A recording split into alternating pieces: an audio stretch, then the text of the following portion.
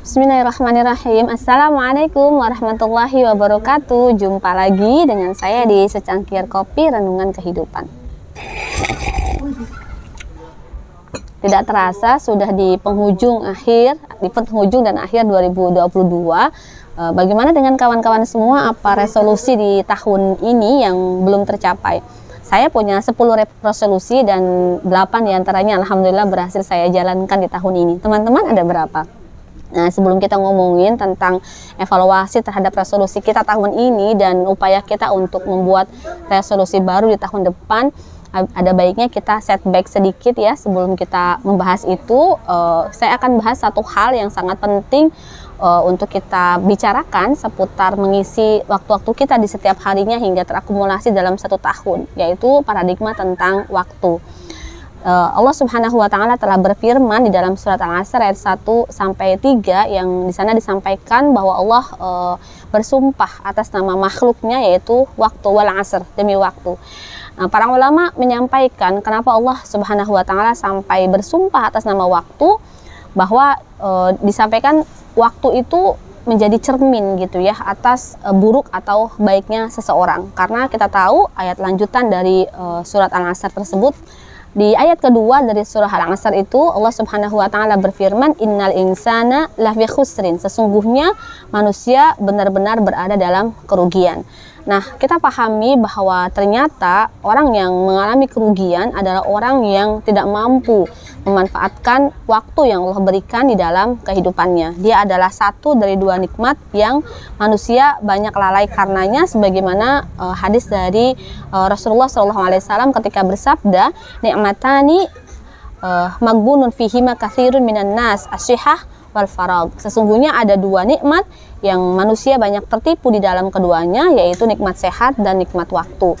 Dari ayat dan hadis tadi kita harus pahami bahwa sebenarnya satu tahun itu bukan waktu yang singkat ya, ada 365 sampai 366 hari, di mana itu akan mendefinisikan kualitas kita di tahun itu dan akan kita rasakan imbasnya atau hasilnya di tahun-tahun yang akan datang. Jadi sebelum memastikan apa resolusi kita yang belum tercapai di tahun ini dan apa yang akan kita cetuskan gitu ya sebagai resolusi kita di tahun lalu, penting untuk melakukan evaluasi, sudahkah kita memaknai waktu yang Allah berikan sebagai nikmat bagi kita dengan sebenar-benar kegiatan yang baik dan produktif, kegiatan-kegiatan yang meraih pahala terbesar di sisi Allah.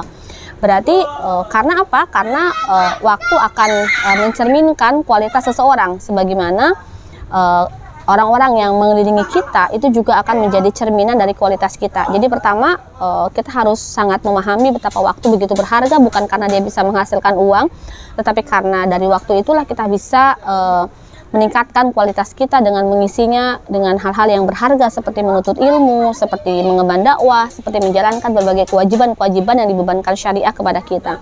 Yang kedua, sebelum kita menetapkan resolusi di tahun depan dan mengevaluasi resolusi kita di tahun ini, penting bagi kita untuk senantiasa berputar di antara orang-orang yang saleh. Kenapa? Karena 5 atau 10 orang teman-teman di sekeliling kita dialah yang sebenarnya menjadi cermin atau kualitas kita di masa yang akan datang. Karena dari orang-orang itulah kita mendapat inspirasi, dari orang-orang itulah kita bisa deep talk dan banyak bertukar aspirasi. Misalnya kalau kita banyak membersamai orang-orang yang menyanyiakan waktu, banyak membersamai orang yang mereka bahkan tidak punya visi dan misi di dalam hidupnya, pastilah kita satu di antara mereka yang demikian. Tapi kalau kita membersamai orang-orang yang mereka sangat komplit dengan waktu, mereka sangat orang-orang yang sangat menyayangi waktunya sehingga selalu mengisinya dengan amal-amal soleh, berarti ruh kita dan diri kita adalah orang-orang yang seperti mereka juga. Itu yang kedua. Yang ketiga, hal yang perlu kita lakukan sebelum kita menetapkan resolusi yang akan datang, saya rasa adalah deep insight.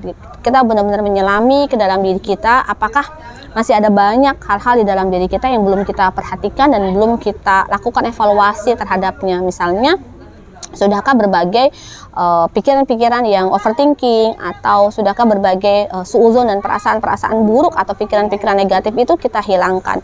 Karena penting sekali buat seseorang untuk menjalani kehidupan, dia punya semangat optimisme ya, tawakal yang tinggi kepada Allah dan keyakinan yang sangat dalam bahwa apapun yang dia cita-citakan Allah akan berkehendak untuk merealisasikannya gitu.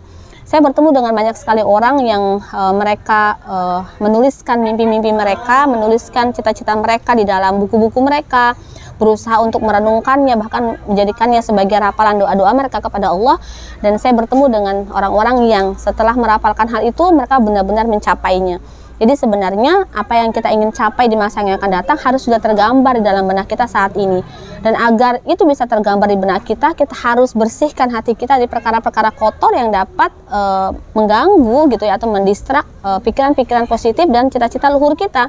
Misalnya perasaan iri, dengki, tidak bersyukur, atau overthinking tentang masa depan, merasa terlalu menyesal dengan masa lalu gitu ya, yang itu sangat buruk akibatnya bagi langkah-langkah kita ke depan gitu. Maka sebelum kita menetapkan berbagai capaian-capaian di dalam kehidupan kita ke depan, penting sekali untuk memastikan hati kita benar-benar bersih, pikiran kita benar-benar tenang dan proporsional, sehingga kita bisa memasukkan hal-hal baru, bisa mencapai hal-hal baru, dan bisa mentargetkan hal-hal bermanfaat berikutnya yang akan kita capai gitu bersama dengan upaya-upaya kita. Dan yang keempat yang saya merasa kita juga perlu siapin sebelum kita bikin resolusi adalah menyiapkan support system. Karena sebagai makhluk sosial tentulah kita tidak pernah bisa menjadi soliter atau seorang diri. Walaupun kita seorang yang belum menikah, tentu kita punya keluarga dan orang tua yang harus kita pertimbangkan influence atau pengaruh mereka kepada kita. Kalau kita sudah menikah, kita punya suami, punya anak-anak, atau bahkan mungkin punya pekerjaan yang juga harus kita perhatikan sebagai variabel yang sangat penting bagi kehidupan kita. Maka memastikan support system kita tuh mendukung semua langkah-langkah dan proyeksi kita ke depan itu sangat penting. Jadi jangan menyimpan mimpi itu dalam diri kita sendiri, berkomunikasilah dengan mereka, tentukan capaian-capaiannya, milestone-nya, stepping stone-nya, sehingga semua resolusi itu menjadi sangat rasional dan achievable, memang dapat untuk dicapai. Dan yang terakhir, ingredient yang dibutuhkan untuk bisa membuat sebuah resolusi adalah tawakal kepada Allah Subhanahu wa taala.